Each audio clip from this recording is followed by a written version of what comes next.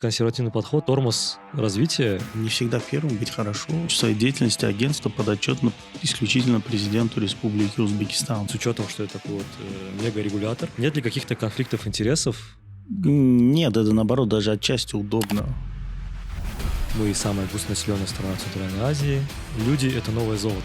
Вот если говорить про Узум, нет ли рисков, что эта компания может стать, не знаю, там, новым Узавто? Они как первые и сняли определенные, как говорится, сливки. Marketplace Temu, он не был запрещен с подачи Узума? Там товары очень низкого качества. Когда наш гражданин заказывает там за рубежом, он уже потенциальная жертва. Покажи пенсионера, который с Тему что-то заказывает.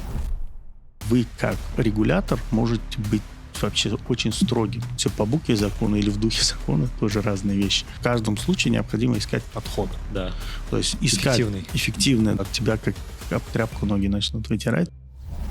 Почему рынок капитала до сих пор не взлетел? Смотря что считать взлетом. Слушай, вон там есть платформа, обещают 300% годовых. Мы за последние 3-4 года выявили там 10 финансовых пирамид. Когда мы крипту начинали внедрять, там говорили: да вы что делаете, вы разрушите финансовую систему. У нас вот майнинг, он полностью запрещен. В Узбекистане кучу экспатов понанимали. А что после них осталось? Любой экспат, которого вы нанимаете, да, у них же, как правило, нету чувства вот этого... Патриотизма? Берут чемодан, такси, аэропорт, улетел из страны. Простую рутинную работу кто делает? Делают наши же граждане, наши же сотрудники. Есть ли у нашей страны шанс стать главным экономическим тигром в Центральной Азии?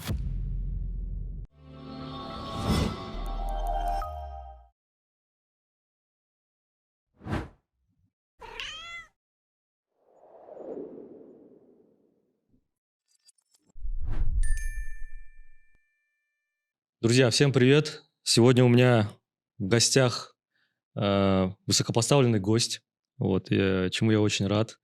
Вячеслав Юрьевич Пак, первый замглавы Национального агентства перспективных проектов. Вячеслав Юрьевич, спасибо, что сегодня с нами в этот выходной день. Согласились выделить свое драгоценное время. И сегодня я хочу поговорить обзорно в целом про НАПП, деятельность НАПП, рынки регулирования. И что нам вообще ждать от деятельности этого агентства. И, Вячеслав Юрьевич, первый вопрос такой. Вообще, давайте начнем с самого начала, наверное, от общего к частному. Какие рынки и индустрии на сегодняшний день регулирует НАПП? Добрый день, спасибо за приглашение. Надеюсь, ждать от нас нужно будет только хорошего. В частности, на сегодняшний день нас закрепилось такое устойчивое название, что мы такой аналог мегарегулятора в Республике Узбекистан. И на сегодняшний день мы регулируем, в сфере нашей регулирования находится это, прежде всего, рынок капитала, страхование, электронной коммерции, оборота криптоактивов. И из последнего это лотереи и онлайн-гэмблинг. То есть вот эти сферы, которые мы на сегодняшний день курируем. И, думаю, стараемся что-то придать новый импульс этому развитию, внедрить какие-то инновации, сделать так, чтобы эти сферы, они динамично развивались. К сожалению, ряд сфер, которые нам передали, 1,5 года, скоро будет 2, как под регулирование, допустим, страхование и рынок ценных бумаг, как мы видим, что каких-то прям кардинальных реформ не проводилось очень давно. И мы, начиная с прошлого года, начали эти рынки реформировать. И, естественно, там есть свои сложности, есть свои трудности, но мы будем с этим их преодолевать будем и постараться сделать так, чтобы эти сферы тоже как-то драйвили и помогали развивать экономику Узбекистана. Допустим, так же, как электронная коммерция, которая на сегодняшний день открывает такой взрывной рост в Республике Узбекистан. Там имеется первый единорог, как его обозвали. Это Узум, там экосистема вся, Marketplace, банк, сервисы доставки и ряд других сервисов. То есть его оценили, что там в миллиард компания, и он также короткий срок, уже по итогам прошлого года, вся экосистема стала одним из крупнейших налогоплательщиков Республики Узбекистан. Так же, как и сервис, допустим, Яндекс, который приземлился, Яндекс.Такси тоже стал одним из крупнейших налогоплательщиков в Республике Узбекистан. Соответственно, эта точка роста, которая дает эти сферы, которые, как мы видим, электронная коммерция может дать такой взрывной рост для экономики Республики Узбекистан. При этом, что очень важно, конечно же, Также помогает бороться с теневой экономикой, обелению, там решает вопросы занятости населения и создает за счет создания рабочих мест, да. То есть в этой связи, как бы, я говорю, это один из, мы видим, тоже новых драйверов, который может содействовать развитию экономики республики. Мгм. Ну, вы правильно подметили, НАПП такой превратился в такого мегарегулятора. И вот по тому списку, который вы назвали, давайте сделаем какую-то оценку рынков. Вот, Да. сколько каждый рынок стоит либо в триллионах сумм, либо в миллиардах долларов? Ну, в миллиардах долларов я говорить не буду, потому что у нас отчетность все равно, да, как бы, В суммах. и в суммах же, да, и все же против дедоларизации, скажем так.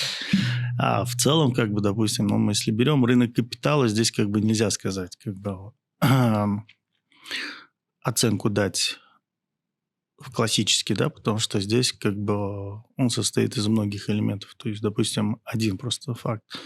Когда нам передали в регулирование рынок капитала, то есть корпоративных облигаций и в обращении было там выпущено, зарегистрировано 300 миллиардов около. Мгм. То есть сегодня это уже 1,9 триллионов сумм. Мгм. То есть вот здесь мы как бы увидели основную точку драйвер для роста. В 6 раз. В 6 раз. Но это в чем еще зависит? То есть у нас, к сожалению, вот, ну, вы тоже работали, да, в агентстве по развитию рынка капитала, и там, я думаю, другие смогут подтвердить. У нас все эти годы почему-то как-то считалось, что вот основной инструмент на фондовом рынке – это акции. Мгм. Да, и то, что вот это нужно там развивать и так далее. Но в итоге кардинально за вот эти весь период мы видим, что здесь вообще сложилась какая-то вообще непонятная ситуация, история, да? Почему? Потому что я об этом часто говорю, как бы в 2004 или 2004-2005 годах, я точно помню статистику, было около 3500 акционерных обществ. Когда нам передавали по другую регуляцию, их там было 620 или 650 где-то ошек осталось. То есть, получается, за 20 лет количество акционерных обществ уменьшилось в 5 или в 6, 4-5-6 раз, получается, где-то, да? А в чем причина этого? Причина в том, что как бы никто не хочет работать как АО, потому что это на тебя налагает дополнительные там какие-то обязательства, это дорого, это неудобно и так далее. Да, то есть поэтому многие АОшки до сих пор пытаются переделать, ну, преобразоваться в ООшки. И как в этих условиях развивать рынок акций? Соответственно, он никак. И при том, что вы даже берете, у вас основным акционером кто является? Госпредприятие. Основную часть. То есть здесь как могут появляться какой-то рынок со своим фрифлоутом и так далее, да, то есть вот это очень такая, при этом, вот еще раз говорю, то есть, но при этом в мировой практике основную часть рынка ценных бумаг занимают долговые ценные бумаги, те же облигации, да, то есть, вот, допустим, мы там, если в зарубежных странах тех же посмотреть, это обычно соотношение 1/3 это рынок акций, 2/3 это рынок долговых ценных бумаг, облигаций и так далее. То есть у нас в Узбекистане длительное время пытались развивать акции, именно весь упор и все усилия были на этом сформированы, как бы, да. И поэтому вот сейчас мы как бы пытаемся объяснить, что, ребята, это не так, это неправильно, мы отходим от мировой тенденции, и нужно правильно развивать. То есть и из достижений, которых, ну, предыдущие регуляторы сумели сделать, мы смотрим и считаем, то есть вот, допустим, ООшкам разрешили выпускать корпоративные облигации, если не ошибаюсь. Там, это я, кстати, писал. Да. Докладную президенту, чтобы разрешили. Да, это вот было, по-моему, агентством по развитию рынка капитала сделал. То есть это придало какой-то новый основной драйвер. Но там тоже нюанс получился какой. Там, по-моему, разрешено выпускать не выше собственного капитала. Да? А в зарубежной мировой практике таких ограничений, как правило, нет. Да? То есть, и опять-таки же идет и приходит, кто-то хочет выпустить облигации, смотрит, он уже где-то закредитован, где-то у него, то есть у него нет нужного объема собственных средств, и получается как бы такой нюанс. Да? То есть, поэтому в этом плане как бы мы говорим, что вот рынок нужно развивать, и вот цифры будут также от этого и зависеть. Допустим, если мы берем страхование, это было, по-моему, где-то 2% от ВВП, да, страхование, 7 триллионов, по-моему, если я не ошибаюсь. Точно посмотреть статистику, около 7 триллионов. Ну, мы это подправим, если что. Можем дать уточненные цифры. Вот. Допустим, если мы берем рынок криптоактивов, то там у нас легальный оборот больше там где-то, по-моему, 1,5 миллиарда, в пределах 1,5 миллиарда долларов. То есть Мгм. это тоже, да, как бы та часть, можно сказать, которая вышла из тени и обращается через официальные площадки. То есть у нас Мгм. там есть криптомагазины, криптобиржи там. Но у нас в основном специфика в том, что в Узбекистане в основном весь оборот, такой крупный оборот происходит на криптобиржах, да, скажем, корпоративных клиентов, а розничный оборот, он смещен в сторону криптомагазинов. Мгм. То есть, Так, получается, Capital Markets, рынок да, капитала у нас только облигации по 1,9 триллионов. да, ну, А, по общему обороту, да, имитируем, там, если мы берем фондовую биржу, да, здесь там тоже, по-моему, произошел такой взрывной рост, то есть объем торгов на фондовой бирже он превысил 20 триллионов сумм, Мгм. то есть это рекорд исторический, да. Если до того, как нам передали регулирование, там, по-моему, по итогам 23 года оборот там, сколько было? 4,4 триллиона, по-моему, объем торгов Ну, был. почти в 5 раз. Да, то есть здесь Зачем? нам удалось сделать за прошлый год, Мгм. вывести там на 20 триллионов суммов оборот. Так, и Яком получается у нас. Ну и Яком, да, то есть это 4% от розничного товарооборота. Мгм. Сейчас у нас идет в Якоме по итогам прошлого года, я насколько статистику правильно помню. Ну, то есть здесь есть куда расти. То есть, Ну вот, если так суммировать, здесь получается очень много триллионов сумм. Соответственно, это очень много миллиардов долларов. Абсолютно разные ну, это не миллиард в какой-то степени. абсолютно разные сферы. Да, ну где-то что-то соприкасается, допустим, рынок капитала со страховым, конечно, соприкасается. Яком совершенно другая история. Вот, и с учетом, что это такой вот мега-регулятор, нет ли каких-то конфликтов интересов для регулятора иметь столько вот все в одном котле? Нет, это наоборот даже отчасти удобно. Допустим, в каком плане, да, когда вы одновременно регулятор рынка капитала и регулятор рынка страхования, к примеру, вы четко видите, что, допустим, мы одну тенденцию видим по страховым компаниям, это было четко и ясно видно, да, то есть когда мы начали зажимать гайки, чтобы они работали в законы, соблюдали все резервы и нормативы, Мгм. оказалось, что у них там не хватает капитала и, ну, скажем так, денежных средств. И с этой стороны мы четко видим, что как можно влить деньги в компанию, да, то есть Мгм. за счет увеличения капитала, да, Да. то есть уставного. Это что мы четко... И мы сразу увидели тренд, когда те же страховые компании резко стали приходить к нам и регистрировать проспекты эмиссии акций.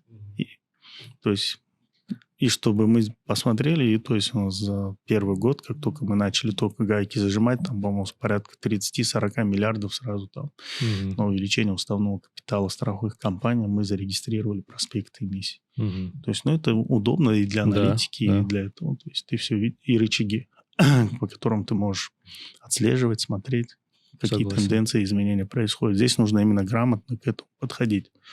То есть, ну, и правильно использовать. Друзья, по статистике наш подкаст смотрит много людей без подписки. Если вы среди них, самое время нажать на паузу и нажать на кнопку подписаться. Для вас это всего лишь 1 секунда и 1 клик. Для нас это огромная поддержка. И также большая просьба ставить лайки, писать комментарии, задавать вопросы, потому что каждое ваше такое действие, оно мотивирует нас и помогает нам продвигать видео и создавать для вас еще больше уникального, интересного образовательного контента. Всем спасибо, всем приятного просмотра. Еще хотелось бы пару слов про само агентство. Вот у агентства есть статус, который звучит так, что при президенте Республики Узбекистан. М. Этот статус, что он означает, что он дает? Но смотрите, в первую очередь, мы под своей деятельности агентство подотчетно исключительно президенту Республики Узбекистан. Что дает этот статус? Мы не входим в состав кабинета министров, правительства и так далее. Соответственно, это дает вам больше операционную независимость, самостоятельность, то есть когда вы работаете, и, как бы, грубо говоря, там, никто лишнего, кроме непосредственного главы государства, не может вмешиваться в вашу деятельность, что-то вам указывать там, и говорить, Мгм. как что делать. Ну, вот утрированно, да, Да. скажем это так. То есть это дает определенную самостоятельность, да, то есть поэтому это вот, с одной стороны, это, как мне кажется, это и позволяет в определенной степени агентству эффективно работать, выполнять Быть свои более функции. быстрыми, эффективными. Ну, я правильно понимаю, то есть у вас, получается, есть больше, ну, такой условной свободы, Мгм. которая помогает быстрее принимать решения, быстрее какие-то реформы внедрять. Конечно. Вот. Когда вам нужно проходить для принятия решений, когда вам нужно меньше стадий согласования, скажем так, Да. проходить. А, естественно, у нас есть в государстве регламент, да, то есть для всех установлены регламенты, да, вот когда вы, допустим, нормативно-правовые акты Да. разрабатываете, то есть у всех есть там регламент Кабинета Министров, в соответствии с которым надо вносить нормативы, проекты нормативно-правовых актов. То есть вы это все делаете, проходите, но именно в плане того, чтобы как продвигать сперва до этого идею, концепцию, то есть это гораздо легче и проще. А с точки зрения государственного регулирования тогда неэффективно ли убрать Кабмин и сделать так, чтобы все агентства и министерства напрямую Нет, подчинялись? здесь нужно понимать, что есть четкие роли у каждого ведомства, государственного ведомства, органа власти и так далее, да. То есть правительство, по сути, оно выполняет основную функцию по тому, как внутри органы исполнительной власти должны работать. То есть, соответственно, есть глава государства, который в целом, да, отвечает за развитие страны. И вот здесь как бы вопрос, что часть полномочий делегируется Кабмину, чтобы они занимались, вот, по сути, да, вот если так смотреть, это же каждодневная, ежедневная, рутинная работа, как государство должно функционировать. Да. Но в каком-то плане иногда государство говорит, мы сейчас хотим что-то именно... Вот есть проблемы в обществе, в государстве, которые нужно экстренно решать, которые приобретают такой, да, глобальный стратегического... Ну, там, проблемы стратегического характера, да, скажем, важные для государства. Тогда отчасти эти вопросы можно передать каким-то структурам, которые напрямую подчиняются главе государства, чтобы быстрее и эффективнее их решать. Да. То есть на сегодняшний день, допустим, вот в стране, в государстве стоит приоритет борьбы с сокращением бедности, да, там защиты социально уязвимых слоев населения и так далее. То есть если раньше этим занимались там сообща Минтруд, Минздрав, там еще ряд ведомств, да, Минфин, там, в виде Да, пенсионного фонда, там, как всегда, в этой схеме участвуют, но в какой-то момент решили и сказали, а давайте мы создадим там Национальное агентство социальной защиты, также, которое непосредственно подчинено президенту республики.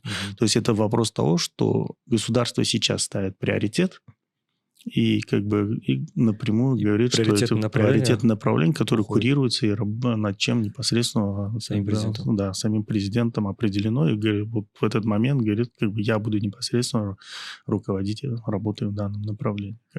Но можете ли вы тогда сказать, что вот вы рассказывали, что до того, как вам передали все вот эти рынки, цифры были ниже? После того, как вам их передали за вот эти 2-3 года, цифры значительно кратно выросли. Является ли фактор того, что вот часть бюрократии в лице Кабмина ушла? Да. Нет, здесь не то, что, можно сказать, бюрократия и так далее. Здесь нужно понимать одну вещь. То есть, когда ты нужно, прежде всего, нужно всегда, как нас учили, видеть корень проблемы, искать пути решения и логику. Допустим, в то, что почему не было торгов на фондовой бирже. Да. Здесь такой вот вопрос такой, знаете, как бы всегда был. Вот, ну, вы же работали, да, раньше в агентстве. То есть мы задались вопросом, почему там нет торгов? А оказалась простая причина, что есть объем сделок, так или иначе, он как бы всегда был примерно приблизительно одинаковый. Но почему-то всегда было, что на фондовой бирже там объем где-то, по-моему, если там в предыдущие годы было там от 2 до 4 триллионов сумм, объем сделок с ценными бумагами, да, то есть в целом. То есть, но большая часть почему-то проходила... то есть на фондовой бирже торгов от 2 до 4, но в целом объем торгов тоже был большой крат. Но мы посмотрели, а почему происходит так, что оказалось, все идут на внебиржевой рынок, прямые сделки. OTC. Да, OTC, то есть и там... И на бирже не было как таковых условий. Да. А с чем мы посмотрели? Одна из проблем серьезных, это с чем? То, что на бирже надо было, допустим, предварительно депонировать деньги для совершения операций. То есть чего не нужно делать в прямых сделках. В прямых сделках. То есть, соответственно, мы посмотрели, и вот по там посмотрели, а оказывается, там есть практика, что можно создать Free of Payment Board, FOP Board на бирже, где тоже аналог как бы и OTC такой, скажем, площадки, да, то есть и мы создали. А там вся заковырка была в том, что в одном ведомственном акте надо было кое-что поменять. Мы это сделали, поменяли формулировки, добавили необходимые поправки, внесли. И после этого как бы появилась возможность создать FOP-борд на фондовой бирже. И вот нынешние 20 триллионов торгов, то есть порядка, по-моему, 14 из них приходят из этих 20 с лишним триллионов. Там 14, что ли, приходится, по-моему, триллионов на сделки на FOP-борд. То есть... одну гайку подкрутили. Да, есть подкрутить небольшой, порой кажется, вот сделать небольшие изменения, но они как бы тебе драйвят рынок и показывают. То есть, по сути, получается у вас объем, если раньше был, вот я еще раз говорю, то есть по итогам 2024 года объем сделок на внебиржевом и фонд-биржевом рынке он где-то 48 на 52% стал. Тогда как ранее, там, сами знаете, объем, если сравнивать торгов на фондовой бирже с внебиржевыми сделками, это было, там, смешной процент, да? Да. Интересно. Ладно, к рынку капитала мы еще вернемся. Да. Не, я к тому, что это не то, что здесь нужно, что в каждом случае необходимо искать подход. Да. То есть искать эффективный, да. То есть это вот как вот есть, вот у вас течет река, да? То есть и в какой-то момент она где-то там перекрывается, и там достаточно, то есть там же она под напором вся вода, да, то есть вам достаточно порой маленькой бревнышки там, которая причина вот этого всего. Да. Как это? Согласен. Вытащить, и у вас все потечет. Поэтому то есть здесь необходимо, говорю, изучать, смотреть, разбираться, вникать. Друзья, в конце выпуска вас ждет очень необычное и интересное резюме от нашего партнера Моникса Алексеевича. Поэтому обязательно досмотрите это видео до конца. И в конце будет краткое резюме со всей очень сочной, емкой выжимкой обо всем, о чем мы сегодня поговорили. Спасибо. А вот такой тоже вопрос в части агентства. На ПП это больше такой надзиратель или созидатель? То есть это больше такой watchdog или development agency, который как бы помогает развиваться рынком, индустриям, экономикой? Смотрите, вот здесь я тоже постоянно всем людям объясняю. Вас оценивают не потому, сколько преступлений вы выявили, а потому, сколько преступлений вы предотвратили.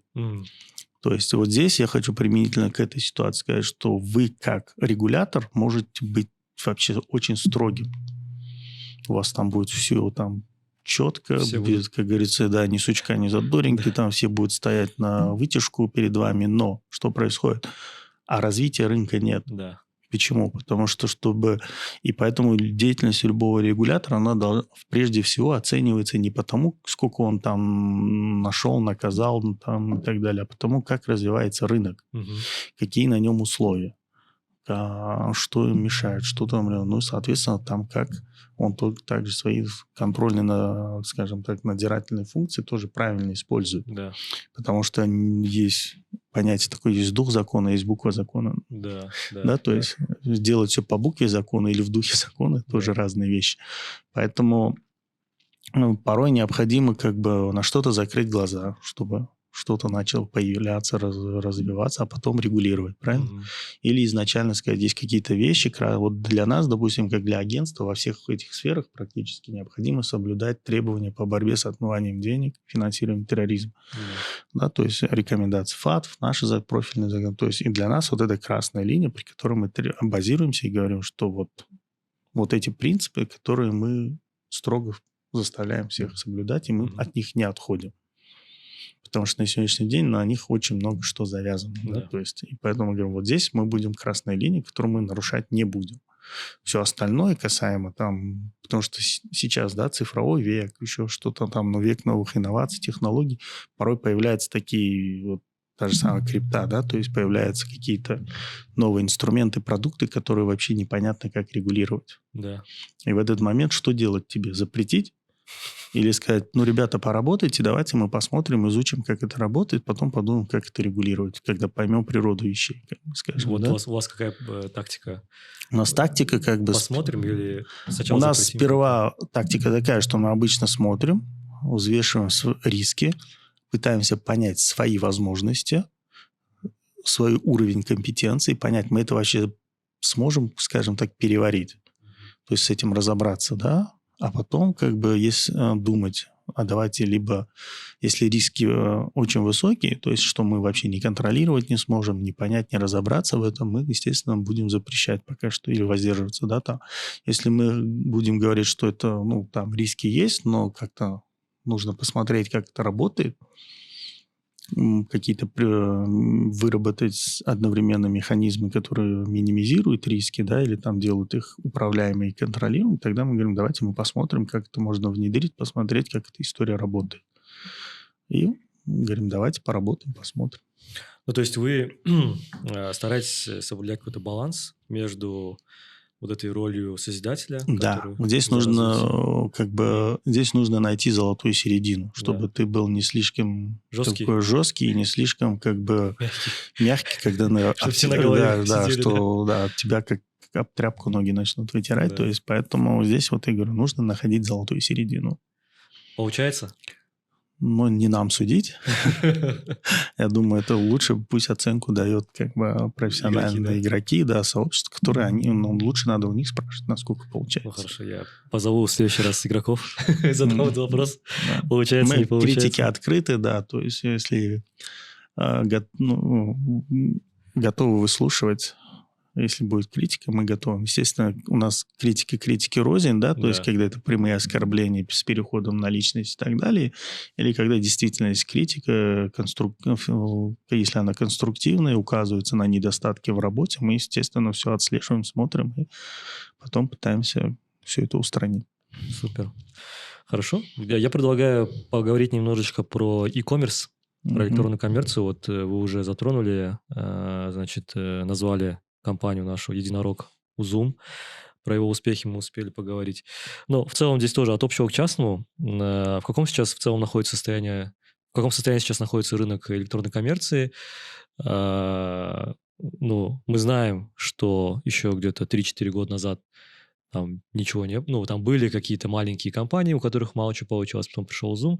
И вот сейчас на какой стадии находится рынок, какой у него потенциал? Потенциал, давайте начнем. Потенциал всегда, я говорю, потенциал огромный, да, потому что это страна с населением 38 миллионов, растущей экономикой, да, где также благодаря проводимым реформам также благосостояние граждан, да, растет и также там увеличивается, то есть улучшается инфраструктура IT, да, то есть это банковских сервисов и так далее. Соответственно, это все является, так скажем, благодатной почвой, площадкой, на которой можно развивать электронную коммерцию. Соответственно, да, если года 3-4 назад, то есть многие вообще не понимали, что это такое, да, то я думаю, вот пандемия, она как раз-таки показала все возможности электронной коммерции. И она отчасти вот то, что тогда сложилось, да, заказывать из дома, сидя с дома, доставка там и так далее, это сформировало на сегодняшний день какую-то определенную культуру потребления свою. Многие, привыкнув к которой, многие уже не хотят что-то там менять, и она, что и дает развиваться. Но в свою очередь, как бы об этом давно говорю, да, уже лет 5, как раз вот мы сейчас живем же, как говорится, в эпоху 4-й промышленной революции, да, когда технологии меняют уже все. Да, то есть образ жизни. Образ жизни людей, и, соответственно, это не может сказываться на том, что кардинально трансформируется и меняется рынок труда. И если раньше говорили, что там вот приоритет дешевой рабочей силы и так далее, то есть сегодня наивысшая конкурентность тех, у кого есть самые передовые технологии. То есть вот то есть то, что мы и видим, да. То есть, но как мы понимаем, данные технологии не рождаются тогда, когда у вас нет нормального капитала, нормального образования и так далее, и так многих факторов. То есть и вот здесь, как бы в Узбекистане, мы говорим о том, что у нас есть все предпосылки в Узбекистане, да, то есть это молодое население, это там развитие там IT, да, вкладываем, да, там финансовую сферу и так далее. То есть это все дает возможность развивать электронную коммерцию. Мы думаем, вот здесь как бы драйвер будет определенно. Ну, дай бог получится, посмотрим. Да, супер. Ну вот у меня тоже часто иностранные инвесторы и застройщики, особенно, которые хотят зайти на рынок недвижимости, тоже спрашивают про рынок. Я всегда и начинаю с того, что мы самая густонаселенная страна в Центральной Азии. Вот, нас там почти половина населения Центральной Азии. Плюс мы там открыли свои экономические ворота в свое время, и сейчас там все что-то... Я всегда с этого начинаю, и это сразу у людей загораются как бы глаза, потому что на сегодняшний день вот один из моих друзей, тоже экономистов, он живет в Казахстане, он мне говорил, что сейчас есть такой термин, что люди – это новое золото. То есть, чем больше населения, тем как бы благодатнее почва для экономики. Ну, при условии, что экономика достаточно открытая, и там нет каких-то Ну, здесь закрытых тоже, историй. да, можно поспорить с одной стороны, конечно, да, то есть, но отчасти, допустим, я бы не сказал, что прям, что большая численность населения, здесь вопрос идет именно качество, да, как бы, Да. как вы используете свое трудовое население, эффективно или нет. Потому что, допустим, взять ту же Индию, да, Мгм. самое большое население в мире, потом уже больше Китая, да, официально. Да, да. Неофициально уже давным-давно. То есть, но при том, что до сих пор имеет статус не прям такой развитой страны, правильно? То есть, почему? Потому что если у вас много людей, но вы не вкладываетесь ни в образование, ни в повышение их, как бы, и куда их трудоустроить, то есть, соответственно, это вам, кроме определенных проблем на голову, ничего не создаст. Мгм. То есть вот здесь мы говорим о чем? Узбекистан. Тоже мы должны понимать, что мы хотим, и стране нужно найти баланс между тем, что население растет ежегодно, да, как восторгаются 1 миллион человек. Да. Да, но в то же время необходимо учитывать, что это необходимо адекватный рост экономики, создание рабочих мест, соответственно, да, повышается у вас нагрузка на систему образования, здравоохранения и так далее, и так далее, да, то есть это тоже создает определенные свои нагрузки. И вот эти все проблемы, их вкупе надо в совокупности решать. Да. И если вы где-то что-то не дорешаете, у вас крен, соответственно, в какую-то сторону и пойдет. Да. Поэтому, да, ну, я согласен с тем, что население, если растет, да, там становится государство более привлекательным. Но если и экономика, соответственно, и все растет одновременно, тогда государство становится более Да. процветающим и более интересным для инвесторов. Тоже, с одной стороны. Помимо всего этого, нужно еще обеспечить жильем всех. Ну, жилье, да, если ваша проблема как риэлтора, да, то есть там, я, по-моему, статистику смотрел, Узбекистану при нынешнем росте населения там, я не знаю, сколько-то там, сколько-то миллионов квадратов метров надо строить, да. Да, да. То есть, Недостаточно строим. да, ну, строим не то, что недостаточно. Строим не то. Катастрофически мало, скажем так, да. Поэтому, как бы, здесь необходимо, да, работать, Да. решать проблему. Все, как ты хочешь. И карта тоже. Получи первым. Моникс. Живи в удовольствии.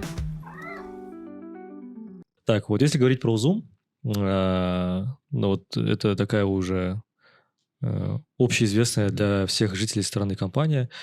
Она, по сути, драйвит эту сферу e-кома, но нет ли рисков, что эта компания может стать, не знаю, там, новым Узавто, каким-то монополистом? Потому что, как я это вижу, допустим, со своей стороны, как простой обыватель, идет достаточно агрессивная конкурентная игра со всеми потенциальными конкурентами. Ну, здесь нужно понимать, что у нас же не только один Zoom. Угу. То есть у нас есть Wildberries, да, который также зашел и работает. Озон, по-моему, работает. Яндекс.Маркет открылся. Да. То есть, соответственно, Узуму необходимо конкурировать. Мы же не говорим о том, что у нее сложилась монополия. Преимущество Узума в том, что они первые, кто начал эту тему в Узбекистане, скажем так, раскручивать. Они первые, кто стали открывать ПВЗ, вкладываться в инфраструктуру, склады строить, да, там открывать, там банк открыли, да, там приложение активно, там Да. и так далее. То есть они стали первыми. Соответственно, они как первые и сняли определенные, как говорится, сливки, да, то есть и заняли сразу пустующую нишу. Теперь те, кто приходит вслед за ними, им, соответственно, нужно это все отбивать и работать. Поэтому здесь никаких рисков монополизации со стороны Узума мы не видим. Да, на сегодняшний день у них, можем сказать, есть какое-то доминирующее положение, но я думаю, как только вот те же маркетплейсы, которые, причем такие известные, да, они заходят, работают, но я думаю, что вот эта конкуренция, она со временем покажет, что ну, невозможно будет Узуму монополизировать, скажем так, здесь, в Узбекистане. А вот китайский маркетплейс Тему, он не был запрещен с подачи Узума? Ну, естественно, нет, конечно. Здесь вот ограничения дел, и мы же ограничили работу не только Тему, и всех там Taobao, там AliExpress и так далее, и многих других. Почему, я объясню, да, что мы когда... Естественно, мы всегда, когда заходим в сферу, мы начинаем смотреть там бизнес-процессы, как все устроено, как работает. Вот в случае с Тему мы уже объясняли, да, что происходит в случае с Тему. Когда наш гражданин заходит на платформу Тему, заказывает товар, оплачивает там виза-картой нашей, да, узбекской, но процессит иностранный банк. То есть вся комиссия тоже там отчасти остается, большая часть комиссии, да, валюта из страны уходит. Товар приходит сюда в рамках курьерским отправлением, в рамках норм беспошлинного ввоза товаров. То есть не растамаживается, ничего. И на такой товар не нужно, он как посылка же к вам приходит, на него нужно не иметь ни фитосанитарный, ни гигиенический, там, никакой другой сертификат. И что происходит? То есть, получается, к вам в страну заходит товар, с него не платятся никакие налоги. Все проходит мимо кассы. Все проходит. Ну, государство, какой выгоды, и государство, плюс государство идет отток валюты. Да. То есть, какая выгода в этом? Плюс это товар, как правило, мы посмотрели, ребята же смотрели, также мы изучали, то есть, там товары очень низкого качества. Плюс из-за того, что когда наш гражданин заказывает там за рубежом, он уже потенциальная жертва. Почему? Потому что куда он пожалуется в случае, ему продадут там некачественный товар. Товар с браком, дефектом и так далее.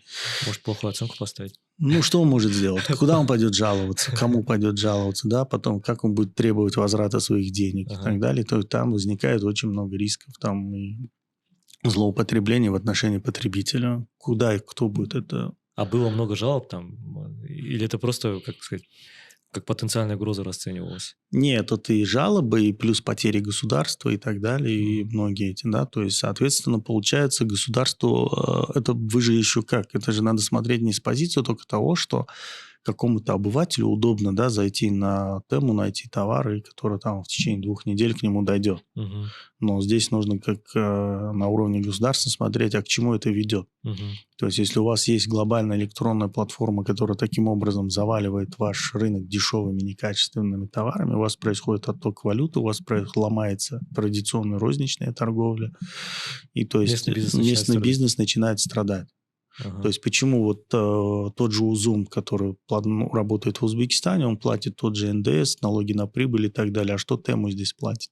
А Узум не резидент IT-парка? Ну, нет, это с этой деятельности-то он не платит, с торговой деятельности, да, то есть потом мы говорим о том, что если он же глобально, нужно понимать, селлеры, которые продают через Узум, они же также платят все налоги и так далее, да? А те селлеры, которые продают китайские товары нашим гражданам, они же там платят или где? То есть, соответственно, какая польза, еще раз говорю, для экономики Узбекистана? И здесь здесь я хотел бы еще подчеркнуть, в этой ситуации у нас парадоксально то, что наши граждане настолько привыкли думать только о том, что, скажем так, отчасти может быть эгоистично, что вот я там потерял, я не могу заказывать дешевые товары. Там я даже слушал, там один пост меня вообще крайне возмутил, до такого уровня неграмотности людей финансовой, да, которая сложилась. Там был пост, бедные наши пенсионеры, заказывающие там, получавшие товары с Тему, где они теперь будут получать дешевый товар.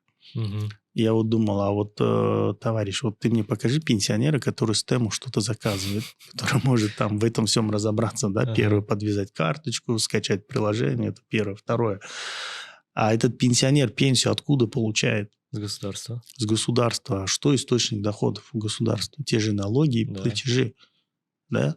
То есть у нас еще не та пенсионная система, при которой вы там живете на свои накопления и отчисления, за рубежом. То есть государство фактически выплачивает пенсию из своих доходов.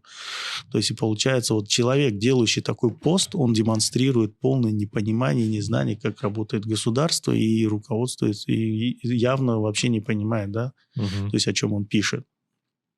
То есть, Кстати, вот про пенсию я для себя вот отметил, тоже хочу задать попозже вопрос.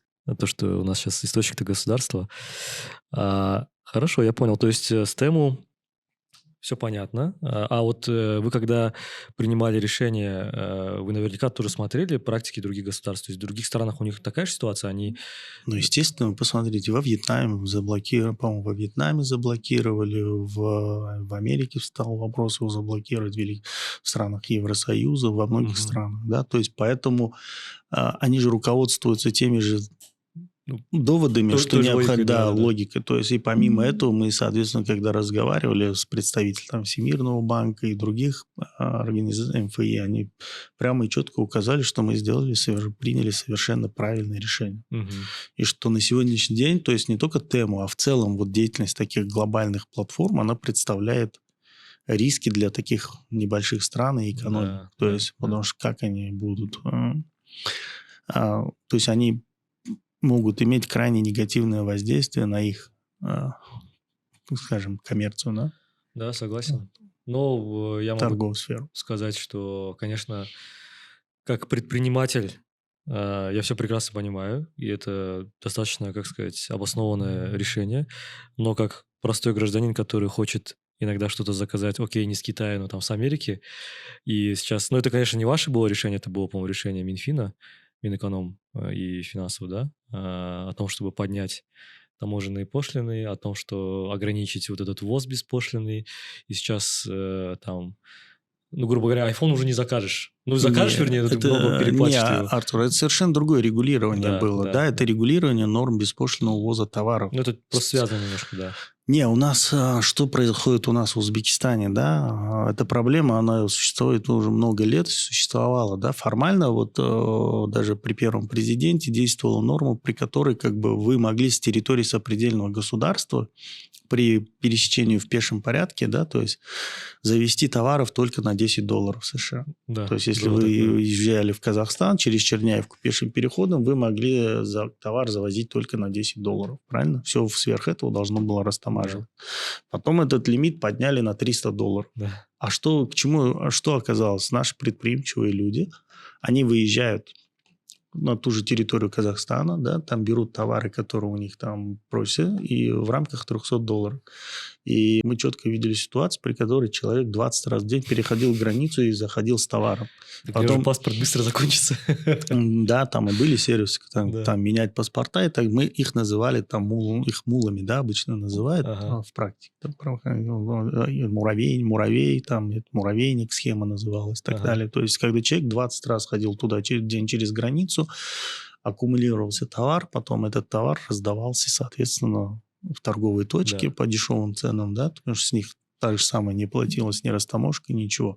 Соответственно, в дальнейшем это что порождает? Если у вас завезли товар таким способом, его также и продают мимо кассы, правильно? Да, За кэш, за наличку и так далее. И это порождает вам теневую экономику. Вот, да. вот и все. То есть здесь государство пытается, здесь сделали попытку, скажем так, ну или приняли меры к тому, чтобы зарегулировать и отрегулировать именно вот эту сферу и поднять, и сказать, чтобы не было злоупотреблений вот этими нормами беспошлинного ввоза, там и вот эти меры были введены. Это совершенно другое от того, что мы рассматриваем как бы в Мгм. рамках электронной коммерции. Вы не знаете, у Тему есть Что? желание вернуться на рынок Узбекистана? Но мы с ними в переговоры проводим, у них есть большое желание вернуться на рынок Узбекистана, они готовы погасить налоговую задолженность, Мгм. но размер налогов, соответственно, должен определить налоговый комитет. А вы не знаете, сколько Тему должен Узбекистану? Ну, примерно мы можем так посчитать, но это все равно просто озвучивать неправильно, потому что мы же не налоговый орган. да, я просто согласен, вот да. это должны комментировать все-таки соответствующие компетентные органы, Мгм. да? Хоть я по первой профессии там тоже налоговик, но как бы это я бы не стал, да? Понятно. Хорошо, вот какой план у вашего агентства по развитию Якома и созданию каких-то вот новых удобств для населения? Ну, Яком для нас что? Для нас, прежде всего, это создать сейчас, на данном этапе, необходимо создать регуляторную среду. Мгм. И вот с принятием постановления Кабинета министров 885 в прошлом году, да, в декабре, мы как бы создали там основы для нового формата электронной коммерции, которую мы будем закладывать. То есть это мы их поделили там на операторов электронной коммерции, то есть электронных торговых платформ, агрегаторов заказов, стриминговых платформ. То есть глобально то, что сейчас основные 3 вида и действуют. Да? Мгм. И также мы ввели уведомительную процедуру их деятельности, чтобы кто начинает эту деятельность, он будет уведомлять нас, мы будем его в реестр вкладывать, и после этого он может начать работать. Мгм.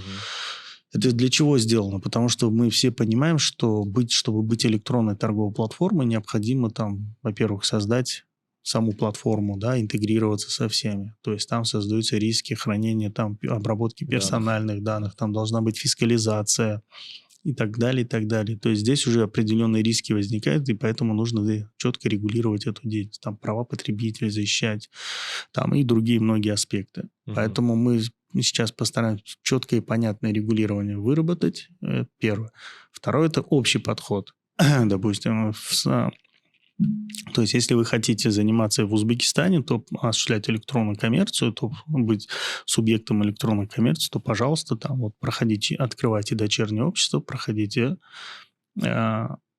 уведомительный порядок. Если вы видите, что вас это не устраивает, то будет второй, то есть Google Tax, да, так называемый. Становитесь, регистрируетесь в налоговом комитете и со всех продаж платите НДС, перечисляете. То есть при продаже товара учитываете НДС и потом, соответственно, перечисляете его в Республику Узбекистан. Мгм.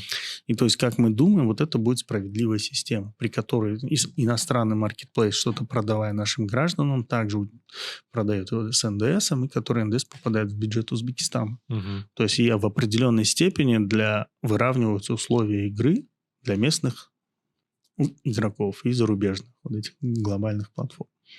Понял. Ну, то есть, первый сейчас план, приоритет номер 1 – это выстроить Четкое, понятное регулирование. регулирование, потому что предыдущее регулирование, да, оно было принято там в 18-20-х годах, да, Да. там, но при этом оно подходило, может быть, отчасти к тому моменту, как бы сегодня вот есть сферы, в которых вот, допустим, даже наша сфера регулирования оборота криптоактивов, там может появиться что-то новое за один день. Да. Да, то же самое в Якоме. То есть здесь каждый год, каждые там полгода что-то, какие-то новые продукты, какие-то новые там эти могут появляться. Вот в целом в финтехе, да. Да. То есть и вот эти процессы, то есть их порой невозможно, и сперва нужно понять, что это, как это работает, Да. потом выстраивать регулирование.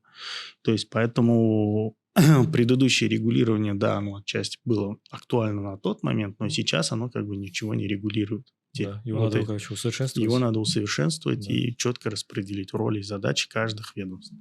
А есть ли план какой-то, что... Вот опять, наверное, чуть-чуть относится к первой части нашего разговора, что после того, как вы все отрегулируете, Мгм. вы раз, и... То есть это перестанет быть приоритетным направлением развития для нашей экономики, вы его передадите кому-то другому. Может и так быть. Может, да, такое быть? Естественно, да. Если так смотреть, вот смотрите, наше агентство, оно отчасти, знаете, такую выполняет функцию, да. Вот я всегда говорю, вот я когда пришел, изначально наше агентство же это реорганизованное национальное агентство проектного управления Да. при президенте Республики Узбекистан. Если вы по историю помните, да, то вначале, допустим, агентство были функции регулятора государственных закупок. Там вообще много чего было. Нет, но что Да, для в том других числе. пониманий было, почему. Да.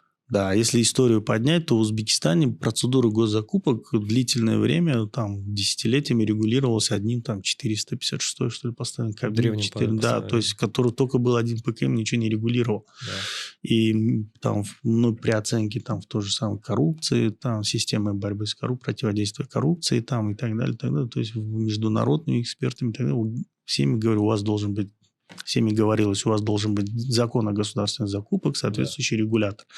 Но никто этого долгое время не делал. То есть, соответственно, НАПУ, когда его назначили, они быстренько, ребята, подготовили проект закона.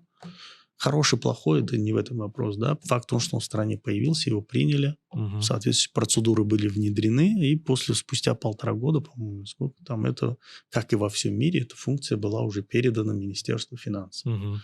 То есть, передана уже с какой-то определенной выстроенной системой. Да. то есть которую раньше никто, ни одно министерство, ведомство в стране сделать не могло. Мгм. То есть вот здесь мы отчасти, я говорю, мы готовы выступать такими органами, которые берутся там, как кризис-менеджерами, или как их Да-да-да-да. называют. То есть мы готовы взять на себя ту задачу, которую ни одно министерство и ведомство в стране не способно, ну и не хочет, или там не может, или в силу каких-то, да, обстоятельств решать. Мы берем это на себя и, соответственно, пытаемся там что-то внедрить, сделать хорошее и Мгм. потом как бы это отдать. Ну, круто. Хорошо. Давайте тогда двинемся в рынок капитала.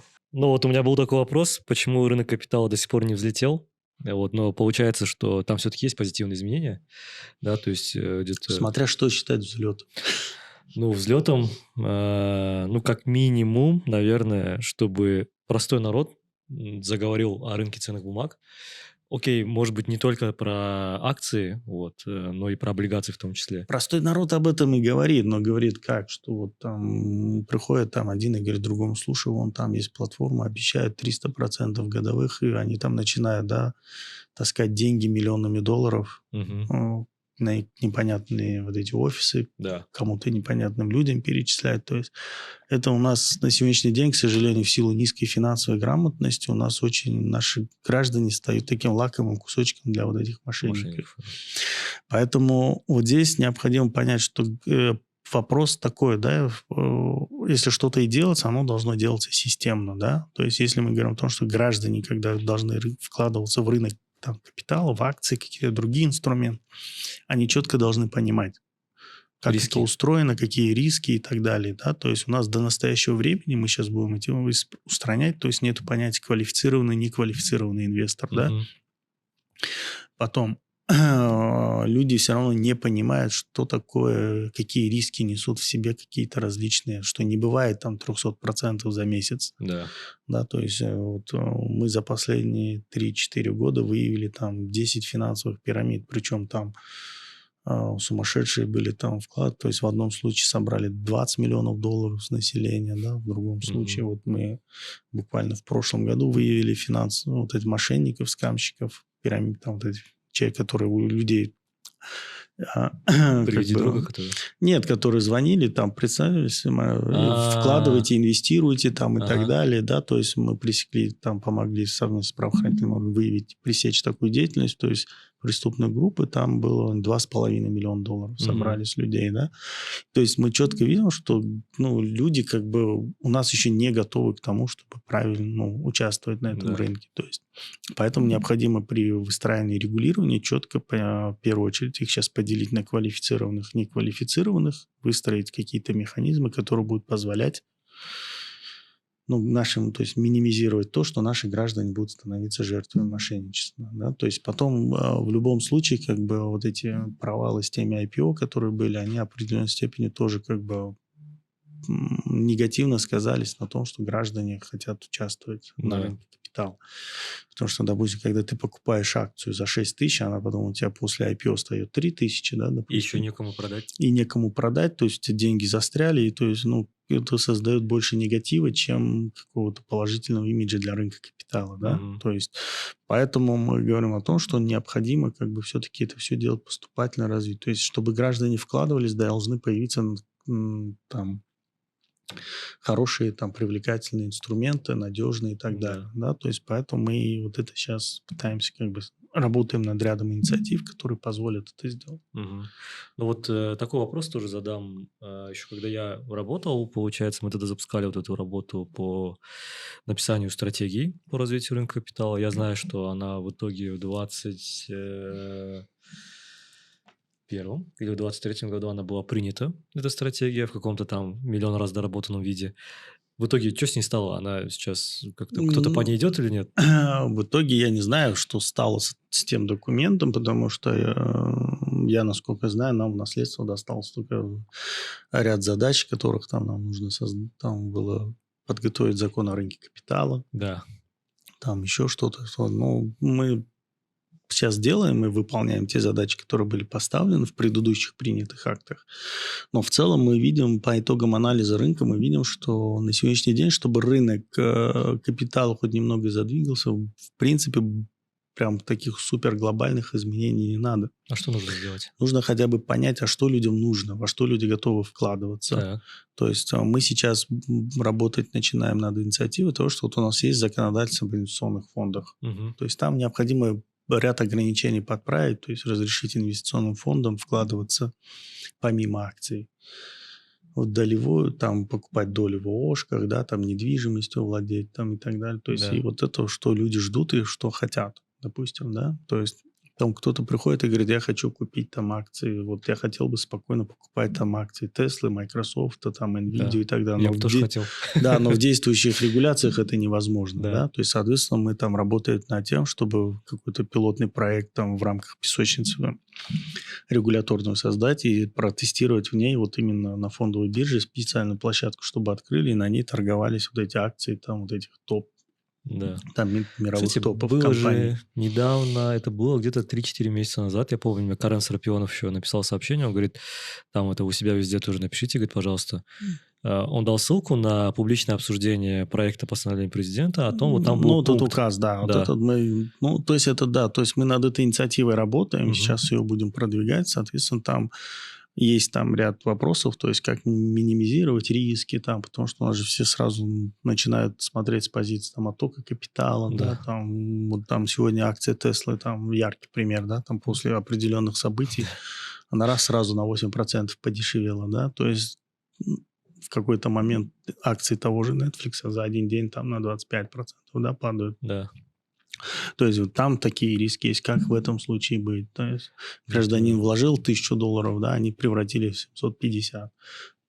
То есть у нас как бы многие же, ну, скептично смотрят на это с таких позиций, то есть как бы заранее предугадать, минимизировать риски там, и так далее. Ну, все, чего просчитать нельзя.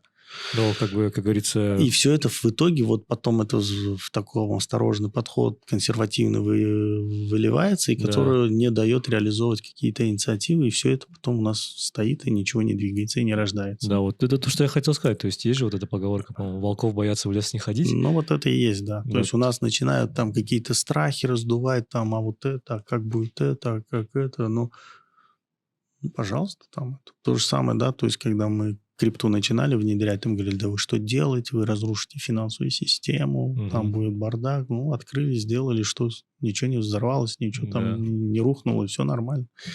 То есть если выстраивать правильное, нормальное регулирование с нормальным подходом, то есть я думаю, что можно сделать все нормально. Да, мне кажется, честно говоря, наоборот, консервативный, излишне консервативный подход, он такой тормоз развития, и свободные, ну как, развитые экономики, они как делают?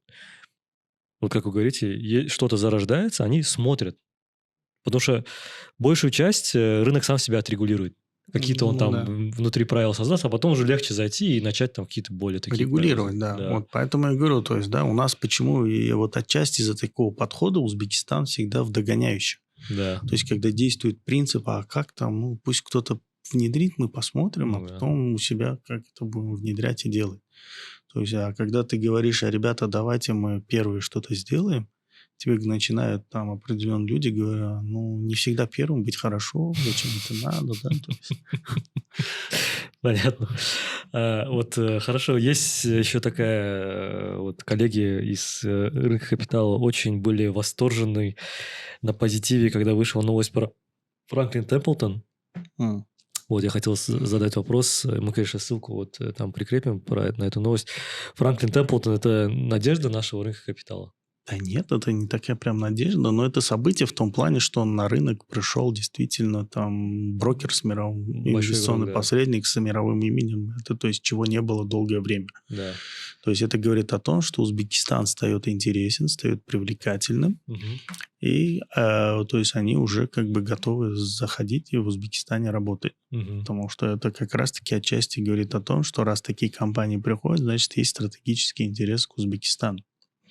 Но у них много времени заняло окончательно зайти и принять решение, потому что вот я с ними в 2019 году прорабатывал, еще знакомство вообще только. Сколько? Ну, 6 лет прошло? Нет, смотрите, 6 лет. Вот мы, допустим, с Франклин Темплтоном работали в течение только одного года, даже меньше. То есть с момента первой встречи до того, как они открылись. Я думаю, что они же тоже в динамике смотрят процесс, да, то есть они же приходят, смотрят, там, если вы говорите, в 2019 году начали, и если в этом году именно они все на это решили, значит, они в течение последних 2-3 лет увидели какой-то позитив. Да. Да, ну и Можно. будет приятно думать, может быть, отчасти не посмотрели, да, что созрело общество, есть регулятор понятный, Да. который там, с которым можно взаимодействовать, да, то есть стоят задачи по приватизации, там по выводу там компаний на международный уровень и так далее, то есть они смотрят и видят, что государство уже готово, имеется правильное решение, и они говорят, вот этот момент, когда можно заходить. Мгм. То есть, ну, откровенно говоря, сравнить ситуацию 2019 года и 2025 в Узбекистане. Ну, им дали карты в руки? В смысле? Ну, я имею в виду, не будет ли так, что вот он сейчас зашел, и потом опять начинается вот это вот там кто-то что-то из консервативных размышлений Нет, там я о чем и запретил, не говорю. Нет, захотел. они же, когда заходят, они же делают, у всех есть процедура due diligence, да, Да. так называемая. То есть они заходят в Узбекистан, они все изучили, посмотрели. Еще раз говорю, там же была серия большая, там несколько серий встреч Да. с нами, с руководством республики, зампремьерами курирующими, ну, с министрами курирующими и так далее, с ведомствами и так далее. То есть поэтому они же это все изучили, посмотрели, и они как в какой-то момент, они, видимо, и поняли, убедились в том, что вот этот момент настал, можно прийти на рынок Мгм. и зайти.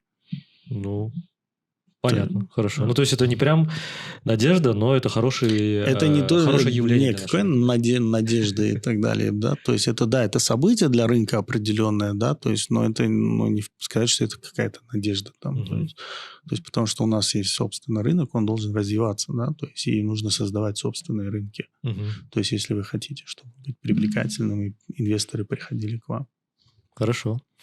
Вот мы затронули немножечко пенсию.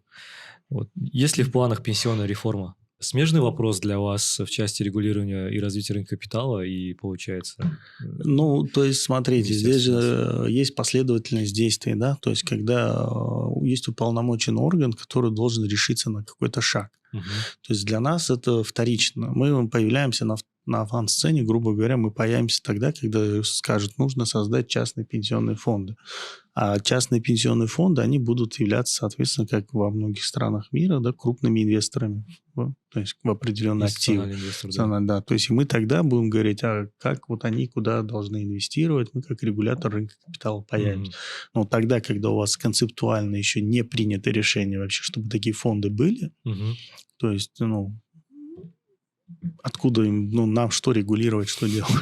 То есть и непонятно вообще, по какой форме они будут созданы, как они Да. будут существовать. То есть поэтому как бы... Ну, в общем, в этом Да. вопросе понятно, где курица и где яйцо. Да, здесь я бы сказал, это не вопрос яйца и курицы, да? Ясно. Хорошо. Такой еще вопрос тогда. Очень часто, ну, так как я работаю в рынке недвижимости, задают вопрос тоже, что по поводу РИТов, будут ли они у нас? Есть ли что-то вообще там хотя бы на бумажке, типа там к 2030 году планируем разрешить или создать что-то, фундамент там для работы РИТов? Ну, посмотрим. Это же не только от нас зависит. Надо посмотреть, как это все будет развиваться. Ну, РИТ это не смежный вопрос, это, по-моему, конкретно под вашим... Нет, мы же говорю, мы будем делать инвестфонды, которые будут и дадим разрешение вкладываться там не только в акции, как сейчас, а там в доле ООшках иметь недвижимости и так далее. Да, это первый шаг. А дальше мы уже посмотрим, что будем делать, что кто-то будет специализироваться на чем-то и так далее. А вот эти инвестиционные фонды, которые сейчас у нас появились, типа Way2, Иман... Это не инвестфонды, давайте сразу скажем. Но они себя так позиционируют? Они себя позиционируют как инвестплатформа. Это как раз-таки та сфера, которая еще не урегулирована. Так. То есть и вот здесь необходимо выработать регулирование, потому что там же в основном оформляется в виде командитного товарищества, продажи доли в ООО и так далее. Да. То есть это часть, которая пока что еще остается в такой серой зоне регулирования, которую нужно зарегулировать. Так, и какие там планы? Ну, здесь отчасти же не только наша. Ну, то есть у нас задача стоит совместно у нас, Министерство инвестиций, то есть там была задача поставлена разработать соответствующие решения главы государства чтобы создать правовую основу для деятельности инвестплатформ. Мгм. То есть, может быть, в рамках вот этого мы попытаемся зарегулировать эту часть. А какие сроки примерные? Ну, у нас же, как всегда, все Всё срочно, срочно? вчера и да. Ну, то есть это в процессе? Но это все в процессе, в рабочих процессах. Ага. Почему? Потому что там формально как бы уже документы были разработаны, внесены, сейчас по ним консультации, межведомственное согласование еще проходит. Мгм. Там уже как выйдет, дай бог, мы там посмотрим. Понятно. Хорошо. Ну, честно говоря, не хотел про крипту говорить, потому что у вас очень много интервью на других платформах, где вы говорите про крипту. Ну, может быть, пару вопросов все-таки задам. Ну, такой простой, банальный вопрос. Что там сейчас происходит у нас? Какая ситуация тоже на рынке крипты Узбекистана?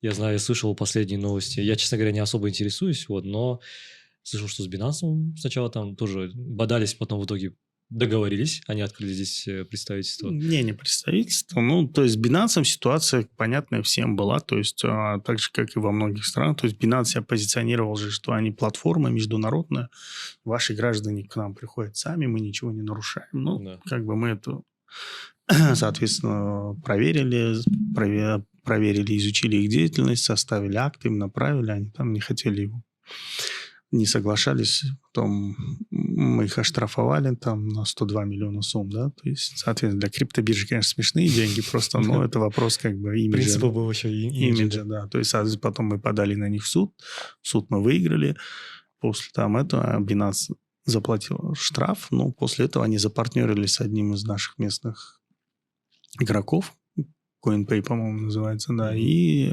через их платформу как бы предоставляют услуги нашим гражданам. Ну, то есть наши граждане сейчас могут скачать приложение Binance и осуществлять на нем операции? Не могут. скачать, а именно если они CoinPay платформу будут заходить, вот это окей. будет считаться как бы, что они правильно работают. Мгм. Да, то есть, но мы, как, соответственно, Binance, они также, мы им требования, условия ставим, чтобы локализовали максимально все эти сервисы Мгм. были локализованы здесь, в Узбекистане. Понятно, то есть напрямую с Binance сейчас нет возможности. Ну, Надо вот исключительно нет. через вот этот P2P рынок, вот, вот операции на P2P платформе, их они Да. незаконные. Хорошо, тогда вот такой тоже простой обывательский вопрос. Что можно, что нельзя простому гражданину Что? на крипторынке у нас в Узбекистане? Но вы можете спокойно пойти и купить, продать крипту через национального провайдера. То есть аналог это, грубо говоря, вот чтобы понятнее было, как объяснить. Вот здесь у вас валюта, да, доллар. Да. Вы же ими не можете где-то заплатить, что-то купить и Да. так далее, правильно? То есть, чтобы ими заплатить, вы должны пойти в обменник, поменять их на суммы. И суммами пойти заплатить. То же самое с криптой практически. Вот у вас есть крипта, у нас есть криптомагазины, криптобиржи, то есть вы там можете купить, да, залицензирован, у них все лицензии там тогда. Вы можете пойти у них купить, продать, получить фиат и соответственно, потратить его как хотите. Все. То есть можете все делать, покупать, продавать, но, пожалуйста, делайте тут через лицензированные криптомагазины или там криптобиржу. Понятно. Еще такой вопрос в части крипторынка. Очень часто вижу новости, что арестовали майнера очередного. У нас вот майнинг, он полностью запрещен или как там? Не, у нас майнинг, смотрите, мы говорим еще раз, у нас в стране, мы же все четко знаем, да, то есть, что у нас в стране энергодефицит электричества. Да. Соответственно, мы выработали меры, часть того, что майнить можно, но только юридическим лицам и с использованием электричества, полученного там от солнечной энергетики. Да. И плюс, если вы забираете из розетки, то есть там должен быть повышенный тариф. Ага. То есть, соответственно, тарифы утверждены. У нас есть положение, регламентирующее. Это не лицензируемая деятельность, это разрешительная деятельность. То есть вы там показываете, где вы берете электричество, сколько у вас там асиков там, или там оборудование, какое будете использовать, количество, мощность, какую вам нужно. Это все указываете, мы смотрим и выдаем разрешение. Допустим. А после этого, пока что мы такого ни одного разрешения не выдали. Было 2-3 заявки, но там были свои недостатки, мы их отклонили. Да? Все. А в основном поэтому что происходит? Чтобы на сегодняшний день, чтобы майнить, что-то зарабатывать, вам нужно мощные ставить, много установок ставить, да, тех же асиков и еще какого-то другого оборудования, чтобы майнить. Но если вы это будете делать, то по официальному вам это невыгодно, соответственно, да? И нельзя это делать, забирать электричество из общей сети. Соответственно, они что делают? Они просто тупо воруют электричество. И причем эта проблема же не только в Узбекистане, это даже в той же России, Казахстане, Кыргызстане и так далее. То есть проблема майнинга в том, что чтобы что-то зарабатывать, вам нужно воровать. дешевое электричество. Да. А Да. дешевое электричество, вы где получите, кроме того, чтобы его как воровать. Да, Вот и все. да. Поэтому и воруют. То есть здесь все упирается в тариф электричества. В тарифы, да, не только в тарифы, но и в доступность электричества, скажем так, да, потому что у нас энергодефицитная страна, то есть электричества, да, его не хватает. Но и предприятиям реального сектора экономики, бытовым потребителям, соответственно, и что дать майнерам предложить. А вот мне всегда было интересно, как засекают майнера? Что? Вот какой-то человек где-то там что-то майнит, я не знаю, где-то там простейший пещере. способ – это резкий рост и непонятное потребление электричества. Новости, когда почитаешь, там обычно 3 года майнил, 2 года майнил. А как все это время не видели, что ли? Не, смотрите, если он просто дома сидел и майнил, подключился, да, и у него несколько установок было, и он там особо так его нагрузки не видно было, да. А если допустим, как, я помню, в Новоийской области случай был, то в промзоне там не было таких больших промышленных предприятий, а вдруг резко выросло потребление электричества, и там нашли майнинг-ферму. То есть, главный признак сегодня это в основном это резкий рост потребления электричества. Все. И вот по вот этому признаку можно и дальше идти и искать, а где у кого, какого потребителя, в какой точке это электричество там резко тратится и пропадает. Я думал, честно говоря, у вас есть какие-то там Что? люди, которые как-то могут вычислить, что... Нет, есть специальные программы, да, то есть они, которые там накладывают расход электричества, там есть другие способы, да, там можно отслеживать IP, если там есть, чтобы майнить, чтобы понимали, чтобы майнить, вам всегда нужно майнить на какой-то майнинг-пул. Его IP-адрес, как правило, публично известен. Да. Можно просто взять этот IP-адрес, сопоставить с IP-адресом в Узбекистане, который на постоянном соединении. Там очень много методик, то есть, то есть все-таки есть такие способы тоже, да? Есть способы находить, да, но это уже более сложно и непонятно. Но самый простейший и эффективный – это просто посмотреть, где резко выросло потребление электричества. Да. Все, непонятно. Интересно. Супер. Хорошо. Так, тогда такой у меня следующий вопрос. У вас столько индустрий регулирования. Вначале перечислили, сейчас по каждой практически прошлись понемножечку по верхушкам. Не сложно? Сложно. Сложно? В первую очередь, наверное, все упирается в нехватку кадров. Это, да, как говорится, на больную мозоль наступили, да. Но я думаю, что это проблема же не только нашего агентства, это проблема в целом министерства, ведомств, да, и... Вообще всей страны. Всей страны, да. Поэтому обратите внимание, что регулярно в каком-то министерстве, ведомстве там появляются какие-то зарубежные эксперты, экспаты и так далее, да. И то есть парадоксальная ситуация в том, что при нашем трудоизбыточном населении, богатом, то есть богатом, мы ищем кадры, которые...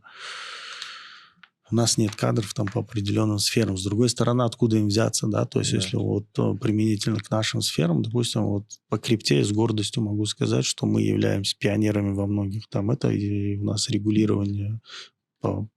Многие эксперты говорят, что оно очень хорошее, одно из лучших передовых в мире. И то есть здесь мы отчасти можем консультировать даже, да, другие страны, то, допустим, в рынке капитала, в страховании, откуда им взяться? Да. Да? То есть, если у вас нет большого развитого рынка, то есть, откуда им взяться, этим специалистам? Консультантов. Но опять-таки же мы говорим, что консультантов мы должны привлечь зарубежных, да? Да. То есть, отчасти потом происходит, что ты нанимаешь какого-то супер крутого дядьку, который а он приходит, и в наших условиях он не может работать, да? То есть, а наших своих нету экспертов. И ты стоишь порой в таком недоумении думаешь, а что делать? Ну и как вы решаете такие вопросы? Ну, приходится сложный путь проходить, то есть когда ты ищешь специалистов, ты сам учишься, подтягиваешь, где-то приходится как бы попробовать 2-3 человек на одном месте, да, то есть потом какой-то как-то сумел там справиться, зацепиться, там что-то в нем проблески, и он начинает тянуть это направление, и тогда как бы дальше работает. Мгм. То есть методом проб и ошибок здесь тоже бывает. Да.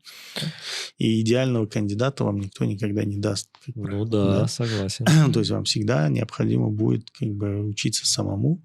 Да. И вот здесь первый я думаю, что аспект, что чтобы справляться, нужно прежде всего, чтобы у людей самих было желание в этом разобраться, что-то подучить, что-то почитать дополнительно, разобраться, да, там, Мгм. потрогать ручками, попробовать, как это работает. И только потом что-то, может быть, как говорится, ёкнет в груди и начнет этим заниматься. Ну, еще же есть вопрос, какой бы человек там профессионал не был, если он садаптироваться не сможет, не то, что даже в стране, а в компании или там в организации, Да, то, это очень большой. да, то Да, большой то- риск того, что тоже ничего не получится. Ну, это мы же видим, да, вот приходят там, допустим, какие-то суперпрофессионалы, начинают нам что-то объяснять.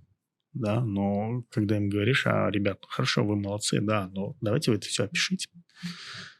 Да, на бумагу положите. Да. И оказывается, что говорить и делать – это разные вещи. Да. Да. Просто языком что-то сказать, а когда ему говоришь, ну давай, хорошо, давай, сядь, напиши.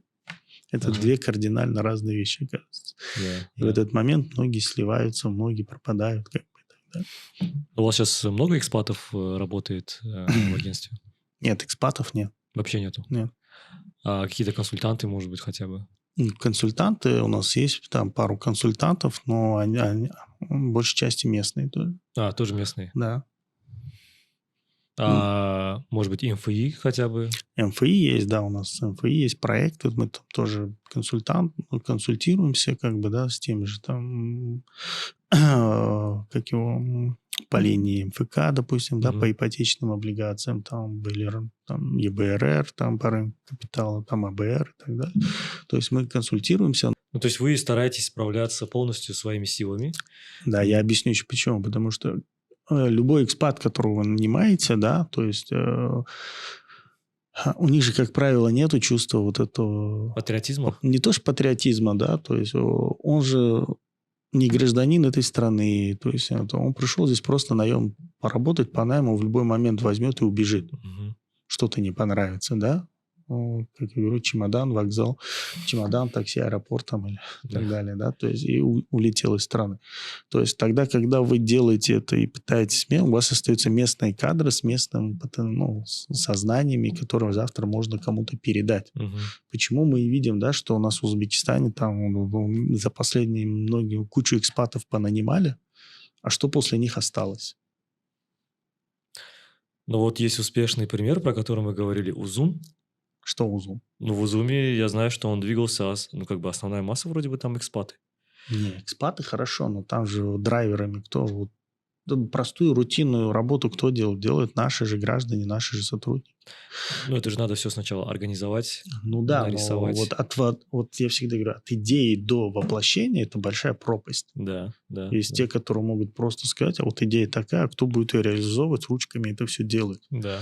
Ну, и вот, как правило, экспаты могут прийти, там что-то рассказать, там фантастические идеи выдать, но когда их надо внедрять в жизнь... То здесь же конфликт получается, как бы, вот есть, вы стараетесь справляться собственными силами, то есть местными кадрами, но экспертизы, как вы сами подсветили, не хватает, либо ее нету. А как решать тогда вопросы? Но вот это только обучение. То есть вы вкладываетесь в их обучение? Мы стараемся, чтобы они сами побуждать их обучаться. Мгм. Там где-то нужно найти людей, с кем можно проконсультироваться, да, то есть, но не то, чтобы брать экспата именно на работу. Мгм. Потому что, я еще раз говорю, экспат не заинтересован в том, чтобы оставлять свою компетенцию здесь, в Узбекистане. Мгм. То есть, если даже его и брать на работу, то, я не знаю, его надо выжать, вот как говорят в приколе, да, тюбик зубной пасты. Да-да-да. Вот до последнего и потом, чтобы здесь, в Узбекистане, осталась компетенция. Мгм. И потом, как интеллектуальная память, говорят, передалась дальше, следующим. Мгм. работникам. А кадры вы как, с улицы ищете или по рекомендациям? Как людей ищете, находите вот для... Сколько вообще, давайте, сколько людей работает у вас в агентстве? Такой большой мегарегулятор. Ну, где-то на сегодняшний день где-то около 70. 70 человек всего Ну, лишь? 70 человек, да. Это же очень мало. Это нормально. Нормально? Да. А у вас только один центральный аппарат или есть еще какие-то? Центральный аппарат, да. Только центральный аппарат? Только центральный И аппарат, вот да. он, получается, все задачи на себе тащит. Да. Окей. 70 человек – это так очень эффективно. Ну, вопрос же, говорю, вопрос, как людьми распорядиться. Соответственно, да, не хватает кадров, но чем брать непонятно кого, лучше, я считаю, на данный момент справиться, ну, как-то выкрутиться и справиться, чем взять людей, а потом вот непонятно, что Ну кого-то да, я нанять, и согласен. который будет и погоду в коллективе портить, Согласен. и так далее. А откуда кадров берете? Ищем. Как находите? Ищем всеми способами. Хедхантинг? Я имею в виду там. Ну, у нас, Хантите с других этих? ну, хантим с других министерств и ведомств, да, там где-то по знакомым, где-то там идешь, как его... У нас там начальник отдела кадров ходит, и мои ребята там ходят по институтам, да. Светлые умы ищут. Да, ищут там ребят толковых, там молодых, то есть вот так и этот идем. У нас там есть пару ребят, которые там, как, ну, скажем так, работают на полставки там, ну, учатся там 4-й курс института. Там. Мы посмотрели, есть потенциал, взяли там, обучаем. Ну, одновременно и они учатся и работают, как бы завтра закончит институт, будет готовый кадр. А с учетом, что малое количество кадров, им приходится работать 24/7? Ну, я всегда говорю, вот есть же термин, работать надо умно, а не много, да, то есть как по-английски word smart, а not hard, да, то есть надо работать, то есть когда правильная постановка задачи, то есть как, где, что, углы срезать, то есть и, пожалуй, поэтому во многих случаях не нужно такое большое количество работников, нужно правильно мотивированный работник, который правильно понимает задачи и эффективно их выполняет, да, они там, то есть когда, как этот, есть хорошая поговорка, да, 9 женщин за месяц одного ребенка не вынесут, то есть для решения задач, то есть нужно четкое количество понимания, сколько людей, кто с ней справится, и нормальное время, чтобы ему отводилось для этого. А чем, кроме патриотических идей, мотивируете свой персонал? Ну, различными способами. Материальными в том числе? Ну, и материальными, и идеологическими отчасти, да, как бы всеми способами стараемся. Ну, круто. Мотивировать. Довольны своим коллективом? Очень. Супер. Хорошо. Вот тогда такой личный вопрос. Да. Какие цели либо вашим агентством, либо вашей командой, либо лично вами должны быть достигнуты на текущей позиции, чтобы вы спустя какое-то время почувствовали удовлетворение своей проделанной работой? Ну, глобально нет. Вот смотрите, если человек начинает и говорит, я удовлетворен своей работой, то все, можно заявление написать и уйти. Не, ну, когда-то же этот момент наступит. Ну, когда этот момент наступит, то есть, ну, ты просто уйдешь и все. Ага. То есть, а в плане того, что ты был удовлетворен своей работой, ты можешь быть удовлетворен каким-то конкретным результатом сиюминутным, да, что вот у тебя получилось сделать вот это. Но если ты глобально говоришь, все, вот я все сделал, все хорошо, ну, тогда надо все снять и уходить. То есть, потому что, как его, ты делаешь, это же процесс, то есть, грубо говоря, как говорится, вот, допустим, на ПП сегодня это не на ПП 22 года, да, или не на ПП там, да. То есть, если ты в какой-то момент застываешь на определенном, говоришь, у меня все хорошо, он перестает, в нем перестает прогресс осуществляться, да, то есть, когда тебе все устраивает, все хорошо, ты входишь в зону комфорта, и все, ты уже не способен проводить реформы. Всякую критику ты рассматриваешь только с призмой того, что что он ко мне лезет, что он хочет. У меня же все хорошо, все нормально, что он там не мозги, понимаете? То есть вот с этого. То есть если вы хотите, чтобы говорить о том, что вот все, я не знаю, перед пенсией, когда выйдешь на пенсию, потом можешь сказать, посмотри, сказать, я удовлетворен тем, что сделал. Ну, то есть я правильно понимаю, что тогда хороший чиновник, в вашем понимании, хороший чиновник – это как хороший предприниматель. Это человек с постоянным чувством беспокойства, желанием куда-то дальше стремиться развиваться, совершенствоваться. Да. Ну, потому что мы же живем, общество же не статичное, оно динамичное, и вот все развивается, да, тем более сейчас, да, то есть сейчас вообще мы живем в такое время, то есть вообще, когда что-то Вот так постоянно все меняется. все да. меняется, да, то есть ты не можешь это, то есть у тебя сегодня одни задачи, завтра другие резко, там резкая ситуация где-то поменялась, и ты же не можешь двигаться и говорить, я все сделал, у меня все хорошо. Мгм. То есть тот человек, который это говорит, то есть он, значит, уже Все уже. все, он затормозился, да, все, он входит в какую-то зону комфорта, и ему все хорошо. Мгм. То есть, соответственно, если вот, допустим, говорю, тебе ставят, ты там специалист, как раньше говорили, ты специалист там по одному направлению, все, вот дальше. Но в сегодняшнем мире это так не работает. В сегодняшнем мире, чтобы быть конкурентоспособным, чтобы быть, ты должен обладать многими, иметь много навыков, обладать многими компетенциями, тогда ты будешь востребованным специалистом, конкурентоспособным. То есть сегодня уже невозможно быть каким-то только одним узкопрофильным специалистом. Мгм. Я не знаю, это практически, наверное, в любой сфере, да? То есть 100% начиная от согласен, врача, да. там, допустим, Да, заканчивая, не да. знаю, кем. Там, Я вот когда? 3 дня назад планерку давал своей компании, всем рассказывал, что нужно постоянно там работать над собой, самоанализ, работа над слабыми сторонами. Ну, вот- это девиз ЦРУ уже есть, же, да? Да. О наших провалах напишут в газетах, а в успехах не знает никто. Да. Последний вопрос. Есть ли у нашей страны шанс стать главным экономическим тигром Центральной Азии? Ну, я думаю, конечно, есть. Потому что сейчас часто, ну, особенно, наверное, это больше иностранные какие-то предприниматели, инвесторы, которые сюда приходят, у них горят глаза, и они часто сравнивают, ну, то есть, в момент, когда они очень вовлечены, заинтересованы, они делают сравнение с Азией в свое время, и тогда вот было вот это понятие «азиатские тигры», да, вот Корея там в свое время очень хорошо поднялась в категорию развитых экономик. Вот. То есть у нас есть шанс Конечно, есть. стать каким-то экономическим тигром, потому что у Центральной Азии на самом деле большой потенциал с точки зрения экономики и политической какой-то тоже. Не, конечно, есть шанс. Я думаю, что вот сообща, если все будем Вместе. все вместе, все работать, то есть каждый не перетягивая дело на себя, то есть понимая, что мы идем к какой-то общей цели, конечно, всегда есть шанс. То А на есть- чем основывается вот этот шанс для нас, конкретно для Узбекистана? Какие есть, не знаю, фундаментальные, может быть, факторы, которые говорят о том, что... Ну, первое, это, есть. конечно, огромное, это народ сам Мгм. по себе, да, то есть все же приходят и приезжают и говорят, такого народа, как в Узбекистане, нигде нет. Мгм. То есть, да, то есть у нас супертолерантное общество, да. Допустим, мы всегда стремимся к тому, чтобы все было, не было конфликтов, как бы, да, такая миролюбивая политика была, то есть основанная на добрососедстве и так далее, да.